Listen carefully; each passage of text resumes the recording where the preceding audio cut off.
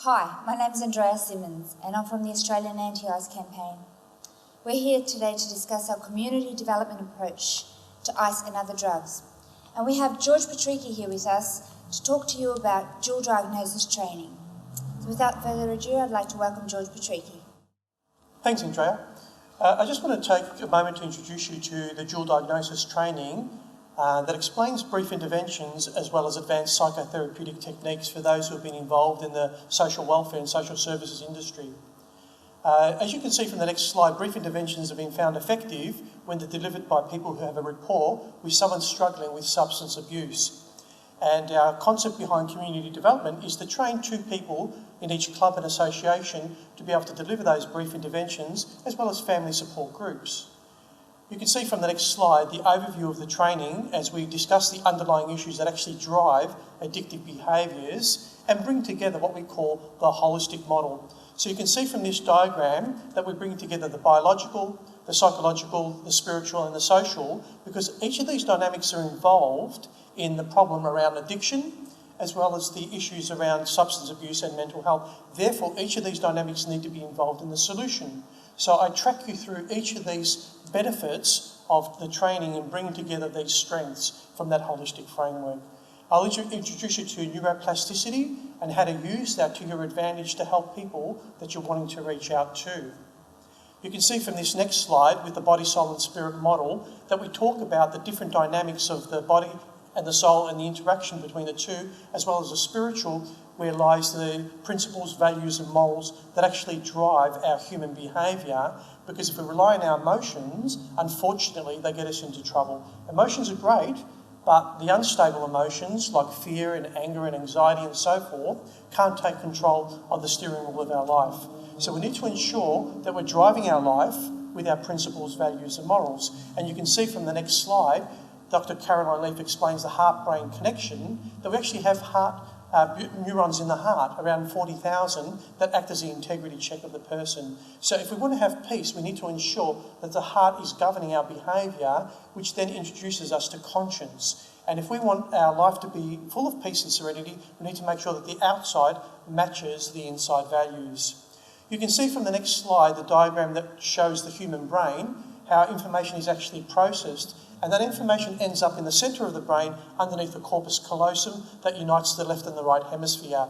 And there lies free will.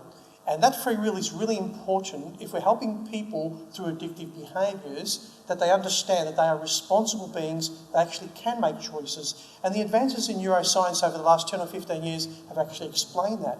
So free will is a gift that we give people we're trying to help when we can restore their ability to make choices and to be responsible beings. And you can see from this next slide that we introduce you to the father of psychospirituality, Dr. Viktor Frankl from the 40s, who explained that human beings actually have the ability to step outside of themselves, to observe themselves, to love people and things greater and outside of themselves, which is an incredible quality that human beings possess. We need to introduce this to people that we're trying to help. Bradley Grieve talks about the meaning of life by using these funny slides from animals, and he ends up explaining that the bottom line with the meaning of life is understanding love. The only thing that brings joy this side of heaven is loving, meaningful relationships. The only problem is when we're talking about love, are we talking about ice cream, cars, people? We use the same word for each of these dynamics. So this next slide explains the love triangle. There is actually a love that corresponds with the body, the soul and the spirit. And I'll explain the interactions between each of these loves and what they really are. Now this next slide explains the underlying issues, which will give you insight as to what actually drives human behaviour. Because once you realise why people do what they do, hopefully it will give you more patience and more tolerance. And by giving you that equipment to help people and understanding those underlying issues, you'll be able to not focus on the behaviour, but in actual fact, what the needs are that people are trying to meet through that behaviour.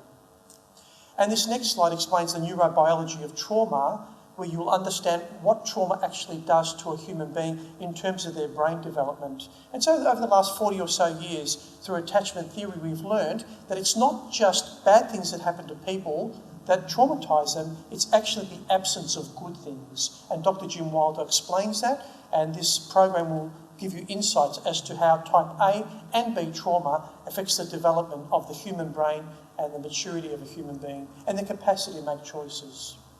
In this next slide, we introduce you to Dr. Viktor Frankl again with the Existential Vacuum, when he explains that if people live with futility and with no meaning to life, and they don't have a reason to get out of bed, they never get better. And this is his concern as a psychiatrist.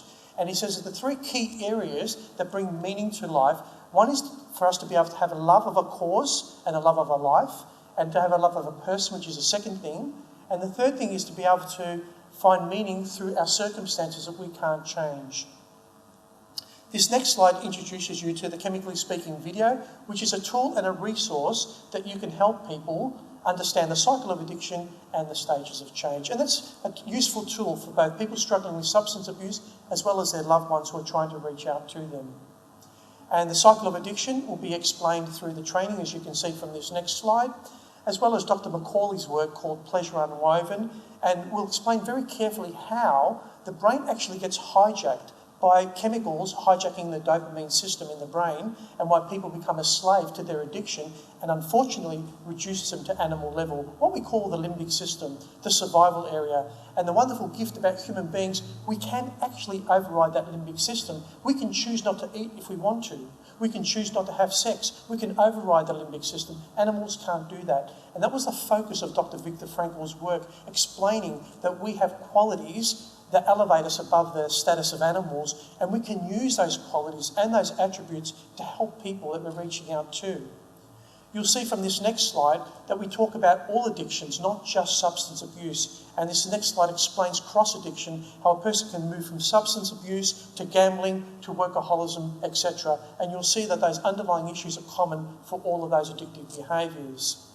You'll see on this next slide with neuroplasticity, the advances that we've made in neuroscience, understanding how quickly human beings can reroute the neuronal synapses, synaptic connections in their brain. It only takes 4 days to start that rebuilding process. Within 21 days, we've built those bridges. If we continue that for 9 to 12 weeks, we've actually built those neuronal connections. And that's good news for people that you're trying to help. And you'll see on this next slide that there are 3 important lessons around learning through neuroplasticity. One is repetition. That's how we learn to tie our shoelaces. That's how we learn to drive a car. The second is focused attention. When we focus, we release acetylcholine, an important neurotransmitter, and that helps us to learn. And to get to the third level, into the permanent data storage area, we need pleasure from what we're learning. So if people can see the benefits of what you're teaching them, they're likely to absorb that information and store that information in their hard drive and use it, of course, for their recovery and their benefit. And this next slide explains that our thoughts, words and deeds actually change the electromagnetic signals in our body, the biochemical responses in our brain, even the genetics in our brain, which we call epigenetics. And that's wonderful because we are not a slave of our biology. In the old school, we used to think that genes controlled our behaviour. We've learned over the last 15 or 20 years in neuroscience that in actual fact, our thoughts, words and actions choose to switch those genes on and off. Good news for the people that you're trying to help. And this next slide, we introduce you to optimal health.